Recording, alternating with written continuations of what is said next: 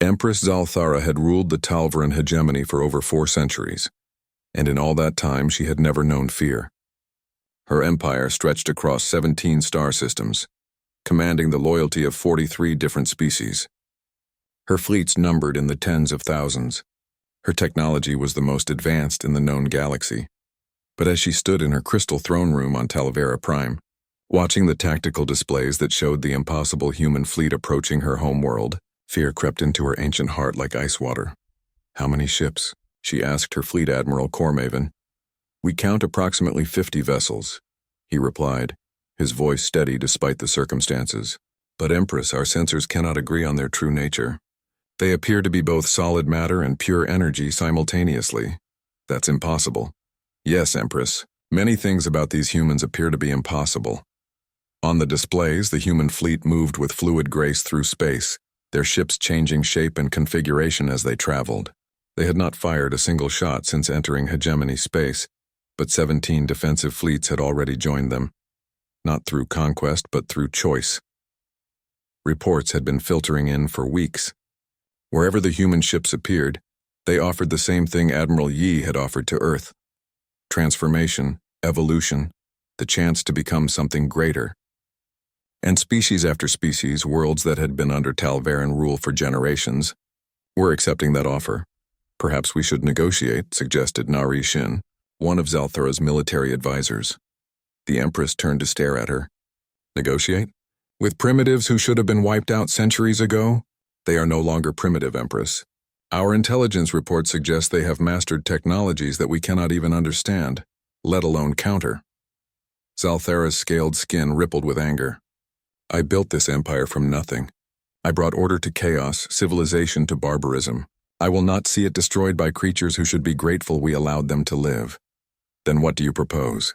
"We use the deep weapon." Silence fell over the throne room. The deep weapon was ancient Talvaran technology, a device that could destroy entire star systems by collapsing space itself. It had been used only once to end a rebellion on the Outer Rim centuries ago. The weapon had worked perfectly, but the aftermath had left a scar in space that still bled radiation. "Empress," Cormaven said carefully, "the deep weapon will destroy our own world as well as theirs. Better to rule over ashes than to surrender to humans." But even as she spoke, new reports were coming in. The human fleet had not attacked Talvera Prime directly. Instead, they had taken position around the planet and begun broadcasting something. Not words or images, but pure information that touched every electronic device in the system. In her private chambers, Zalthara tried to access her personal communication system and found it filled with memories that were not her own. She saw images of worlds before the hegemony had conquered them, lush planets full of life and creativity, species that had built beautiful civilizations before being reduced to slave labor. She saw what her empire really was. Not order brought to chaos, but creativity crushed under the weight of uniformity. On Earth, Admiral Yi stood in the heart of the Indomitable, which had become something far beyond a simple starship. The vessel now existed in multiple dimensions simultaneously, its consciousness spread across light years of space. Around him, his crew worked not at stations but with living systems that responded to thought and intention. "Status report," he requested. "The Hegemony Home Fleet is maintaining defensive positions," reported Commander Kang. "No hostile action yet, but we're detecting massive energy buildup in the planetary core." "The deep weapon," Yi said quietly. "I was wondering when they would resort to that. Should we take preventive action?" He considered this. The Indomitable could easily neutralize the ancient weapon, but that would require using force. And force, he had learned during the long journey through space, always created more problems than it solved. "No," he said finally. "Send a message to the planet. All frequencies, all languages. Tell them what we offer." The transmission that followed reached every being in the Talvera system simultaneously. It was not a message in words, but a direct transfer of experience. For the first time in their lives, every citizen of the hegemony felt what it was like to live without fear, to create without restriction, to grow beyond the limitations of their birth. They experienced the memories of species that had been given the choice the humans offered. Transformation that enhanced rather than replaced. evolution that preserved the essence of what they were while allowing them to become more. In her throne room, Empress Zelthara felt her certainty cracking. The transmission showed her a version of herself that could have been, a leader who built up rather than tore down, who helped her people reach for the stars instead of grinding them under her heel. Empress, Cormaven said quietly, 80% of our fleet is requesting permission to stand down. Denied. Empress, they're not asking for permission anymore. Through the vast windows of her palace, Zelthara could see her mighty fleet transforming. Ships that had been instruments of war were becoming something else, vessels of exploration and growth. Their crews were not being destroyed or enslaved, but elevated, given tools and knowledge that let them become the best versions of themselves. Fire the deep weapon, she commanded. But when her weapons officers tried to activate the ancient device, they found their commands blocked, not by external interference, but by their own enhanced understanding of what they were about to do. The weapon would not just destroy the humans. It would obliterate millions of their own people, and for what? To preserve an empire built on suffering? I'm sorry, Empress, her weapons chief said, removing his hands from the controls. I cannot carry out that order. One by one, her officers and advisors stepped away from their posts. Not in rebellion, but in recognition that there was a better path forward.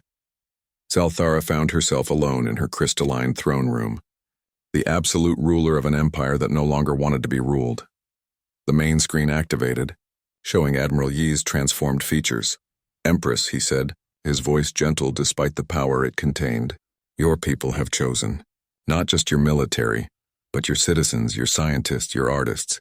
They have seen what is possible, and they prefer it to what was. You're destroying everything I built. No, Empress. We're offering to transform it into something better. You can be part of that transformation, or you can remain here alone with your old certainties.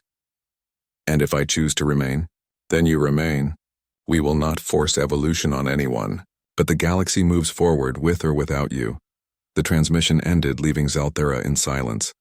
Outside her windows, the greatest transformation in galactic history continued.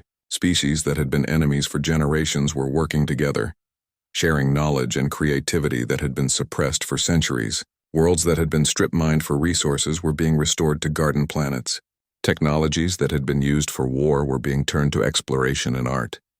And at the center of it all, the impossible human fleet served not as conquerors but as teachers, showing everyone what was possible when consciousness and technology worked in harmony.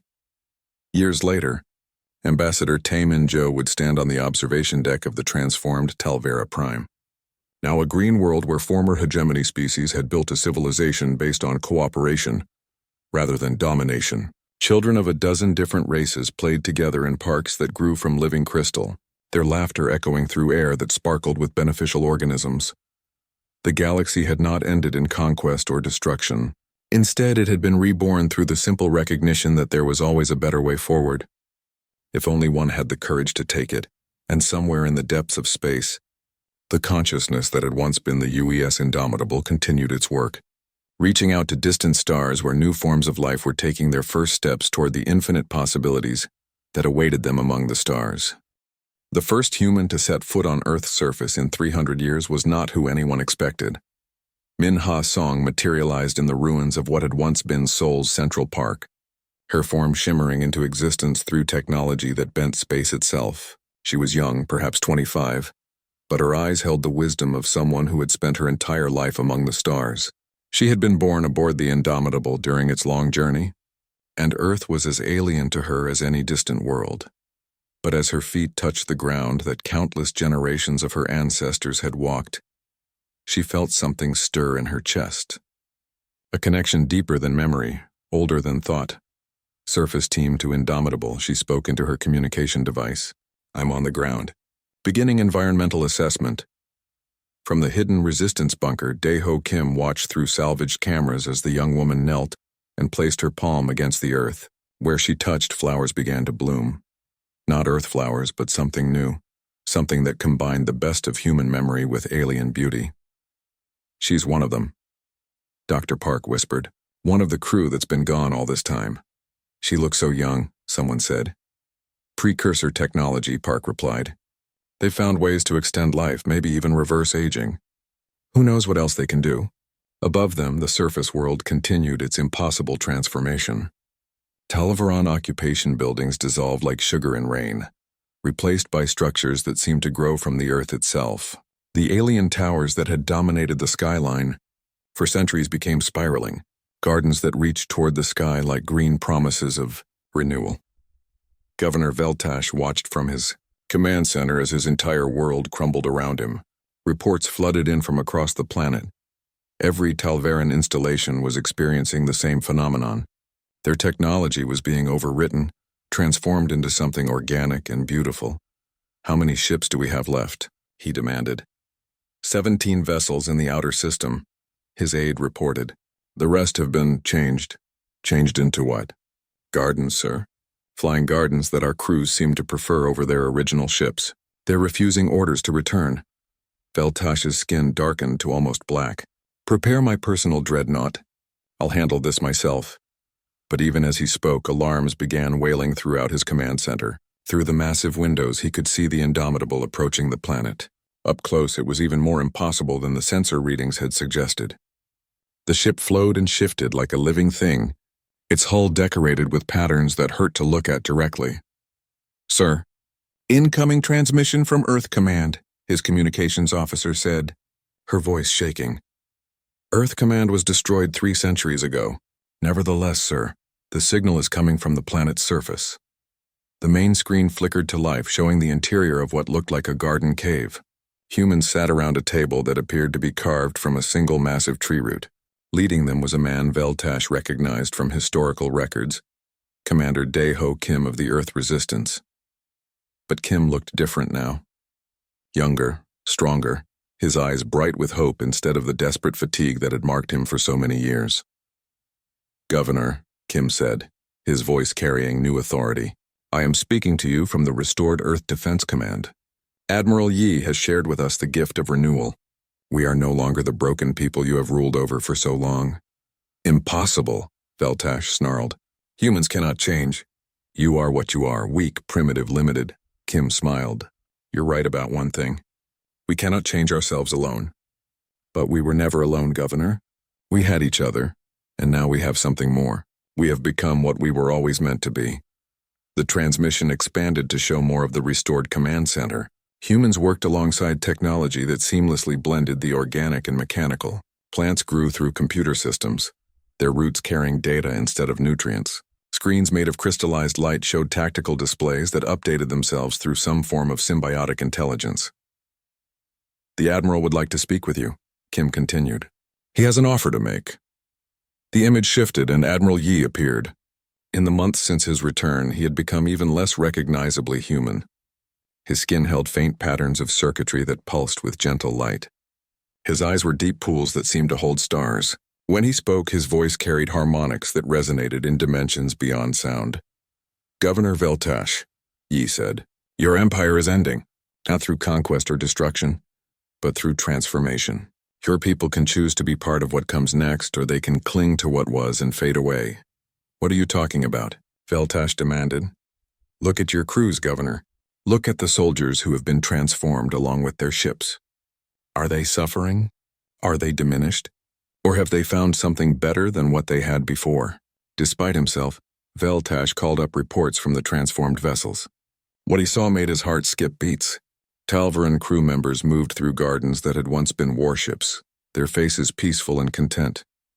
They were still his people, but they seemed somehow more than they had been before. "You see, Governor, we learned something important during our long exile," Yi continued. "Power isn't about controlling others. True power is about helping others become more than they thought possible. Your empire ruled through fear and domination. What we offer is growth, transformation, evolution. And if I refuse, then you remain as you are while the galaxy moves beyond you. The choice is yours." The transmission ended, leaving Veltash alone with his diminishing fleet and his crumbling authority. Across the planet, the transformation continued. Humans emerged from their underground shelters to find a world reborn. The sky was blue again for the first time in centuries, the air clean and sweet. Rivers that had been poisoned for generations ran clear, filled with fish that glowed softly in the twilight. Dr. Park stood in the newly opened main square of Seoul. now a vast garden where the alien administrative complex had once squatted like a gray tumor. Around her, humans and the evolved technology of the Indomitable worked together to build something unprecedented, a civilization that enhanced life instead of consuming it. "Is this real?" she asked Captain Soon Young Yu, one of the crew members who had just arrived from the ship. "As real as anything can be," Yu replied. Like the others who had spent centuries in space, she bore the marks of precursor enhancement, but her smile was purely human. "We learned that reality is much more flexible than we thought. What matters is what we choose to make real." Above them, more ships were arriving. Not warships, but vessels that looked like they had been grown rather than built. They carried supplies and technology that would help Earth rebuild. But more importantly, they carried hope. In her laboratory, now expanded into a complex that resembled a crystal cave, Park worked with technology that would have seemed like magic just days before. Computers that thought with organic processors, communication systems that transmitted emotion as well as data, sensors that could detect the health of entire ecosystems. "We're not just getting our planet back," she realized. "We're becoming something new. Something better." The liberation of Earth was only the beginning. Admiral Yi's transformed fleet had brought home more than just superior technology. They had brought a new way of thinking about what it meant to be human, about what was possible when organic intelligence and artificial consciousness worked together instead of in opposition. As night fell over the restored world, humans looked up at stars that no longer belonged to alien conquerors, but to anyone brave enough to reach for them. The alarm started screaming at exactly 14:27 Earth Standard Time. Governor Veltash burst from his meditation chamber in the highest spire of New Talvera, the alien capital built on the ruins of Old Sol. His forearms moved in rapid gestures as he called up the tactical displays, his large black eyes scanning the data streams flooding his command center. "Report," he barked at his military aide. "Unknown contact outer system," the aide replied, his voice tight with fear. "Single vessel, but the size readings don't make sense. Our sensors show it's massive, but the mass readings keep fluctuating." "How massive?" "Bigger than a Fortress-class dreadnought. Maybe bigger than anything we've ever built." Veltash's skin shifted to a darker gray, a sign of deep concern among his people. "Origin? Unknown. It just appeared at the edge of the system. No hyperspace signature, no engine trail. It was just suddenly there." The governor studied the readouts, his mind racing. Nothing could move through space without leaving some kind of trace. Even their most advanced stealth technology left subtle distortions that could be detected. But this ship seemed to exist in defiance of known physics. "Send the Third Fleet to investigate," he ordered. "Full battle formation." In the underground resistance base, every screen flickered and went dark for exactly 3 seconds. When they came back online, a new signal was broadcasting on all frequencies. Clear, strong, and unmistakably human. "This is Admiral Sun Woo Yi of the United Earthship Indomitable. After 3 centuries in exile, we have returned to reclaim our world. To the Talvaran occupation forces, you have 1 hour to begin evacuation procedures. To the human resistance, stay in your shelters. What comes next will be unlike anything you have ever seen." Daeho stared at the communication screen, hardly believing his ears. It's really them. After all these years, they're actually back. Dr. Park pulled up long-range sensor data, her hands shaking with excitement. "Look at this. The ship isn't just big, it's impossible. The sensor readings show metal that shouldn't exist, energy patterns that violate half the laws of physics. Can our people win?" Someone asked quietly.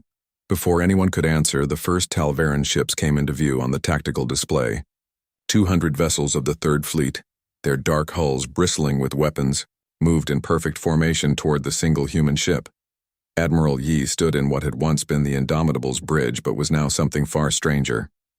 The walls pulsed with organic patterns, metal flowing like living tissue. Around him, his crew worked at stations that seemed to grow from the floor itself.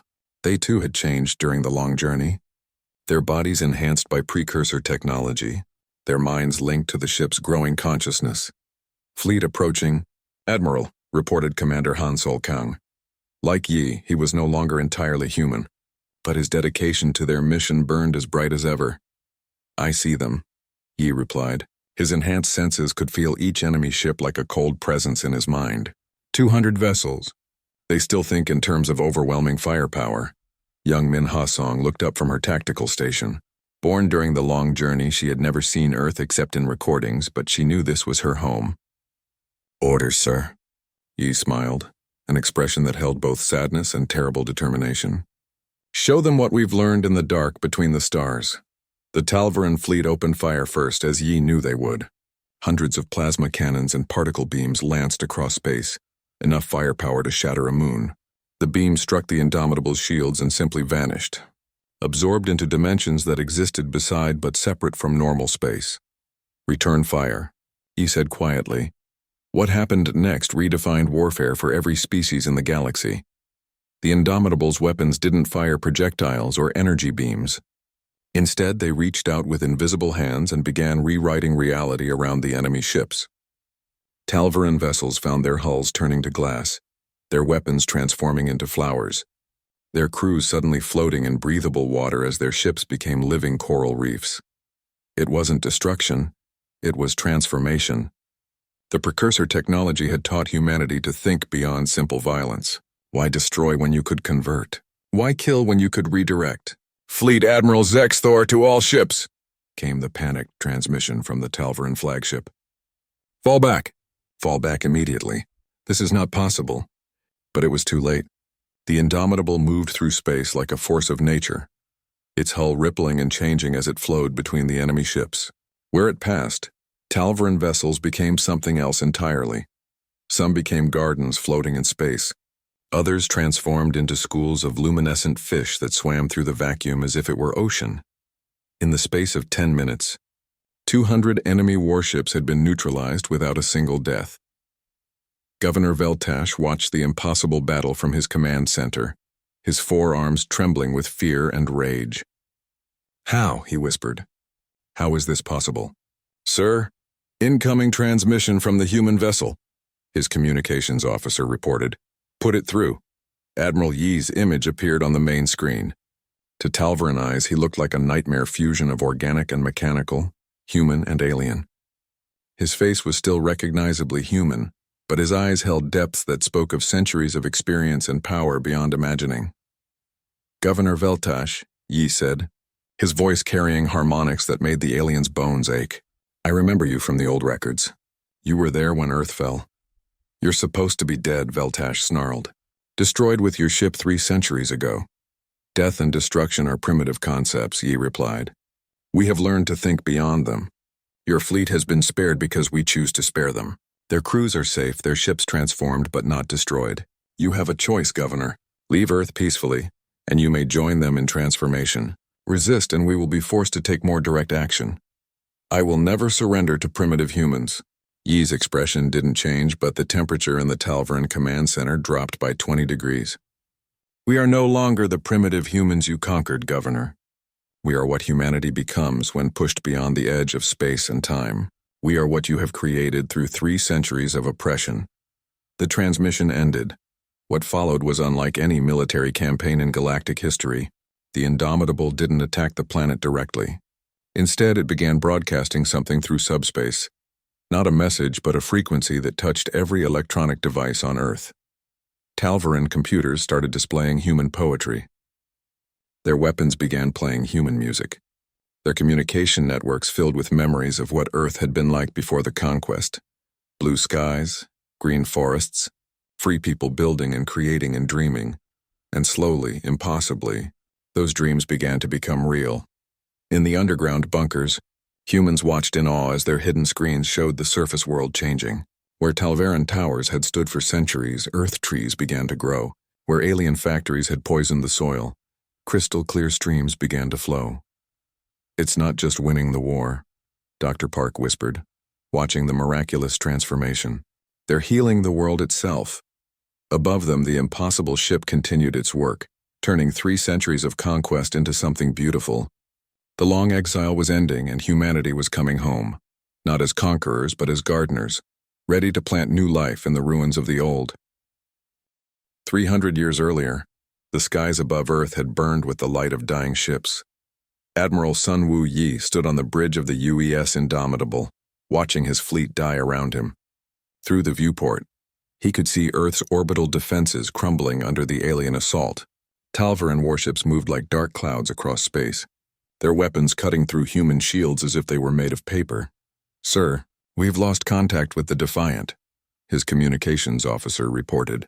"The Yorktown is requesting immediate assistance. They're taking heavy fire." Yi's hands gripped the command rail until his knuckles turned white. Around him, his bridge crew worked with desperate efficiency, but they all knew the truth. Humanity was losing this war. Had already lost it, perhaps.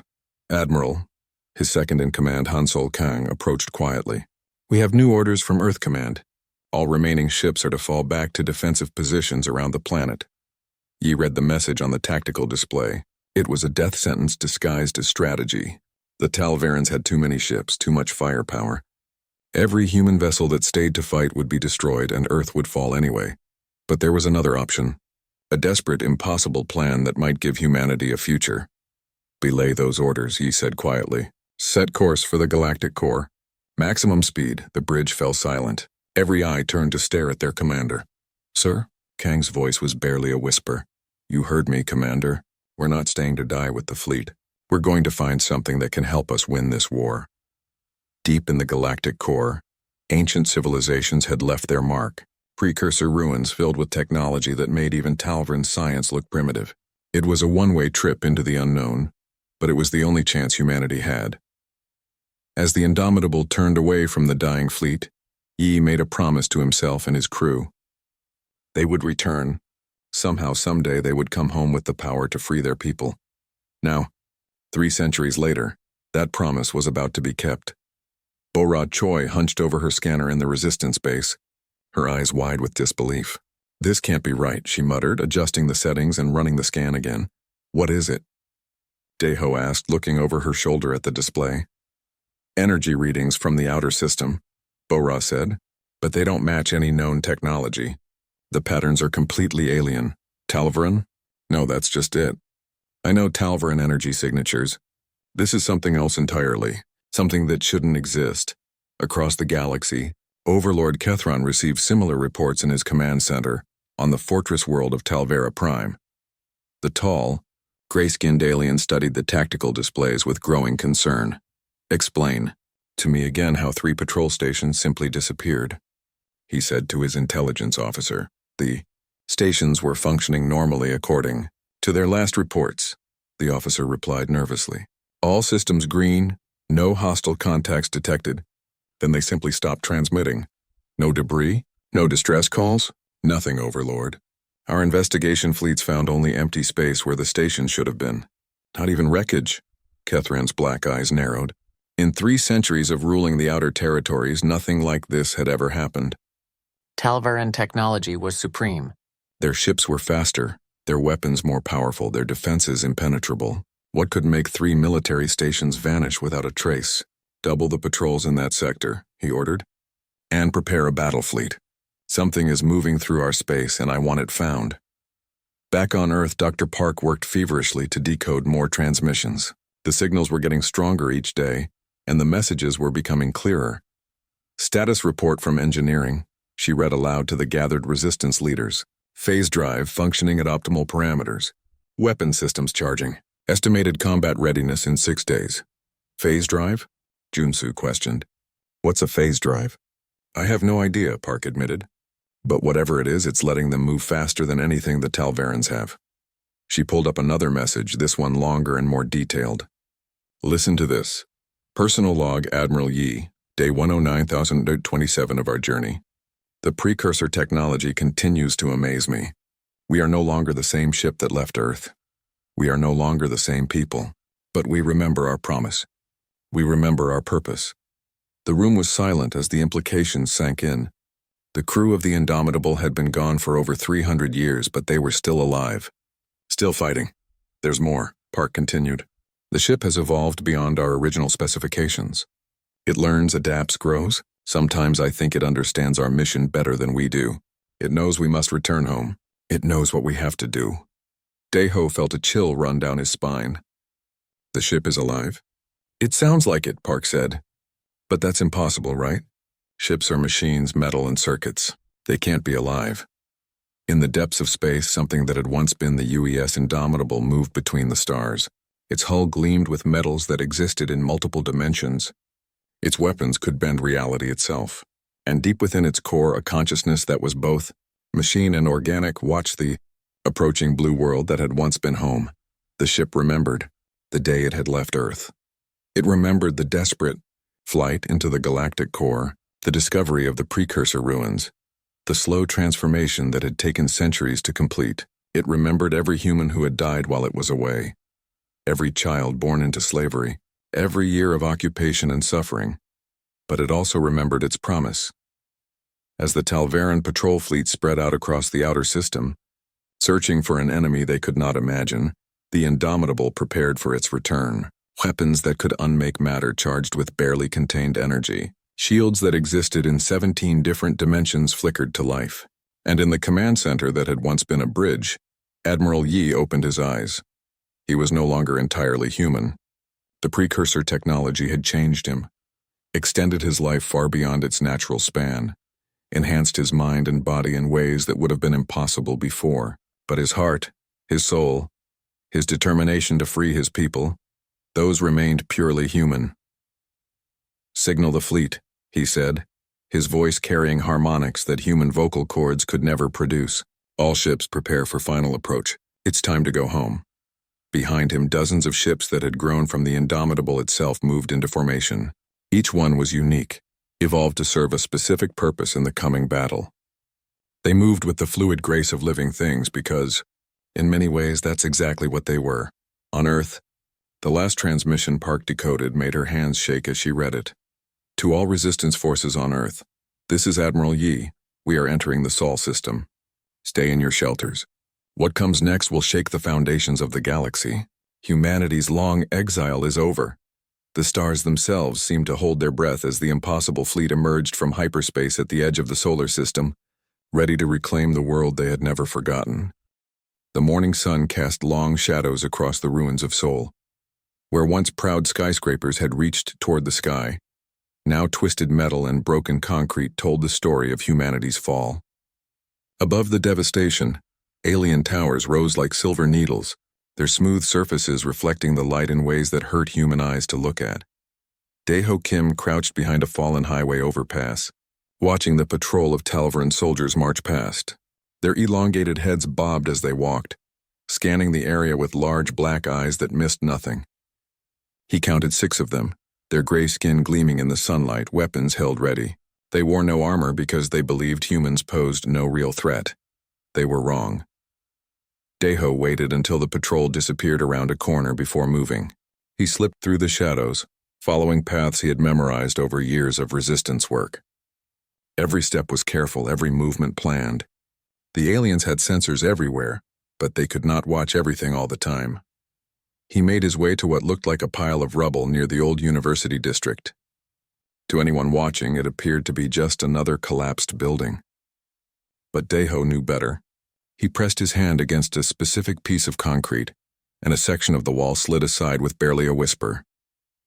Inside, the hidden base hummed with quiet activity.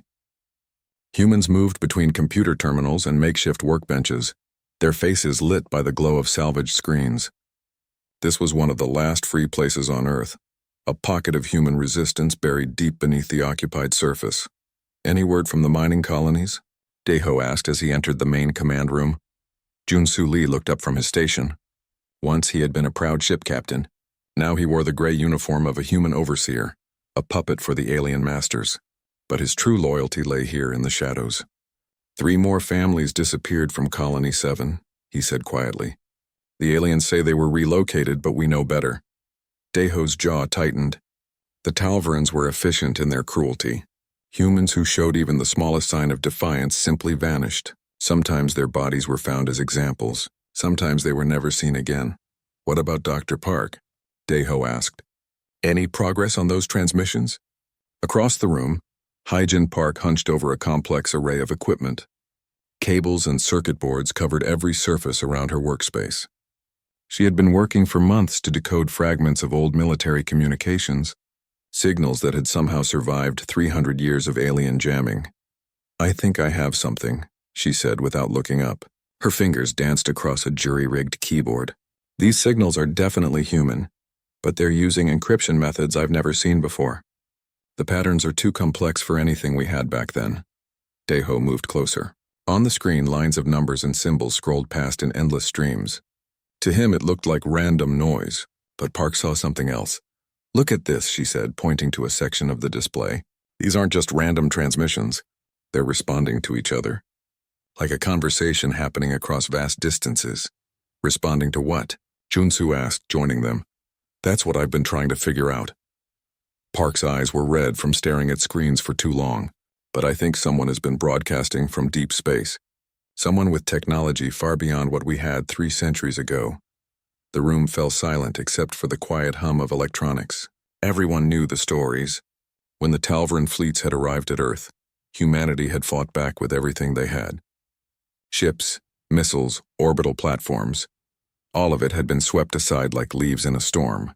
The aliens were simply too advanced, too powerful, but there had been one ship that never came home. The UES Indomitable, humanity's most advanced warship, had vanished during the final battle. The Talvarans claimed they had destroyed it, but no wreckage was ever found. "You think it's the Indomitable?" Daeho asked quietly. Park shrugged. "I don't know. But whoever is sending these signals has been out there for a long time, and they're getting closer." Above them, the city continued its daily routine of oppression. Humans shuffled to their assigned work details while alien overseers watched from their floating platforms. Children born under occupation had never known freedom, never seen a sky without alien ships crossing it. But in the hidden places, in the forgotten corners where the resistance gathered, hope still flickered. "There's something else," Park said, her voice barely above a whisper. She pulled up another screen, this one showing a map of local space. "I've been monitoring alien military communications. 3 of their outer patrol stations have gone silent in the past month." "Equipment failure?" Junsu suggested. "All 3 at once?" Park shook her head. "The Talavrans are sending investigation fleets, but they're being very quiet about it. Whatever happened out there, it has them worried." Daeho studied the map. The 3 missing stations formed a rough line pointing toward Earth. If something was moving through Talvaran space, it was heading home. "Keep working on those transmissions," he told Park, "and monitor alien communications. If something is coming, we need to know about it." As night fell over the ruined city, Park continued her work. The signals were getting stronger, clearer. Patterns emerged from the chaos of numbers and symbols, and slowly, letter by letter, words began to form. The first complete message made her heart race. Phase 1 complete. Beginning Phase 2. Estimate arrival Sol system in 36 standard days. The second message was even more remarkable. "To any human resistance forces receiving this transmission, we are coming home. Prepare for liberation. Admiral Yi commanding UES Indomitable." Park stared at the screen, hardly daring to believe what she was seeing. She checked the decryption again, ran the signal through different filters, but the message remained the same. Somewhere out in the dark between the stars, Admiral Sunwoo Yi was still alive. The Indomitable had not been destroyed, and after 300 years of exile, they were coming home. She reached for the communication device that would alert Daeho and the other resistance leaders. This changed everything. The long night of occupation was about to end. In the alien towers above, sensors detected nothing unusual. The Talvarans slept peacefully, confident in their control over the broken world below. They had no idea that their time as masters of Earth was almost over. The stars themselves seemed to hold their breath, waiting for what was to come.